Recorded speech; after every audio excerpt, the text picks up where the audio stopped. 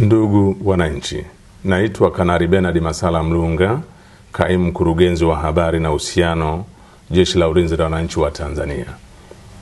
Jeshi la Ulinzi la Wananchi wa Tanzania linautaarifu umma wa Tanzania kuwa kumejitokeza baadhi ya watu wanaotumia mitandao ya kijamii kuweka maudhui yanayochochea kuliingiza jeshi katika mambo ya siasa. Aidha, baadhi ya hoja hizo zinatolewa na watu waliopo katika mazingira ya kijeshi kujinasibisha na jeshi, walioachishwa na jeshi kwa tabia na mwenendo mbaya, pamoja na kujihusisha na siasa na wanaharakati. Kwa mantiki hiyo, Jeshi la Ulinzi la Wananchi wa Tanzania linapenda kuutaarifu umma wa Tanzania kuwa linaendelea kutekeleza majukumu yake kikatiba kwa uaminifu, utii na uhodari kwa kuzingatia kiapo chetu. Asanteni.